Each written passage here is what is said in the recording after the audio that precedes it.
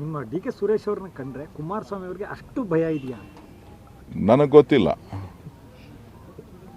ಗೊತ್ತಿಲ್ಲ ಅವ್ರ ಪಕ್ಷ ಅಸ್ತಿತ್ವದಲ್ಲಿಲ್ವಲ್ಲ.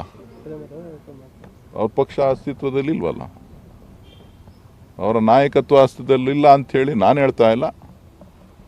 ಅವರ ಕುಟುಂಬದ ಹಿರಿಯ ಸದಸ್ಯರು, ಅವರ ಕುಟುಂಬದ ಯೋಗಕ್ಷೇಮ ನೋಡ್ಕೊಳ್ತಕ್ಕಂಥವ್ರು, ಆ ಕುಟುಂಬದ ಭವಿಷ್ಯವನ್ನು ನೋಡ್ಕೊಳ್ತಕ್ಕಂಥವ್ರು ಏನು ತೀರ್ಮಾನ ಮಾಡಿದ್ದಾರೆ ಅಂತ ನೀವು ನನಗೆ ಹೇಳಬೇಕು. ಸರ್, ಈಗ ಪಕ್ಷದ ಕಾರ್ಯಕರ್ತರಿಗೆ ಭವಿಷ್ಯ ಇಲ್ಲ, ನೀವು ಅವ್ರಿಗೆ ಆಹ್ವಾನ ಮಾಡ್ತೀರಾ?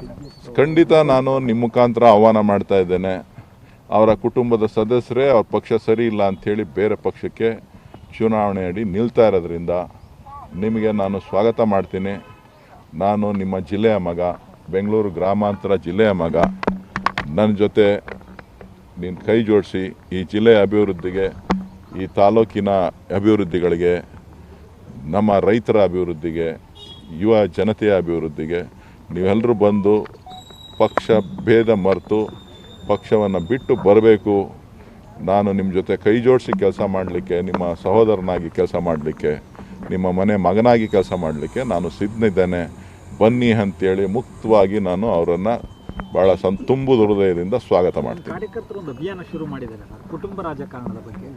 ತಂದೆ ಆಯಿತು, ಮಗ ಆಯಿತು, ನನಗೆ ಗೊತ್ತಿಲ್ಲ ಅದು. ಯಾರ್ಯಾರು ಏನೇನು ಸೋಷಿಯಲ್ ಮೀಡಿಯಾಗೂ ನನಗೂ ಸಂಬಂಧ ಇಲ್ಲ. ಯಾರ್ಯಾರು ಏನೇನು ಮಾಡ್ತಾರೆ ಅಂಥೇಳಿ ನೀವು ಮೀಡಿಯಾದಲ್ಲಿ ಏನೋ ಮಾತಾಡೋದಕ್ಕೆ ನಾನು ಉತ್ತರ ಕೊಡೋಕ್ಕೂ ಆಗೋದಿಲ್ಲ. ಸೋಷಿಯಲ್ ಮೀಡಿಯಾದಲ್ಲಿ ಏನು ನಡೀತಾ ಇದೆ ಅನ್ನೋದು ನನಗೆ ಗೊತ್ತಿಲ್ಲ.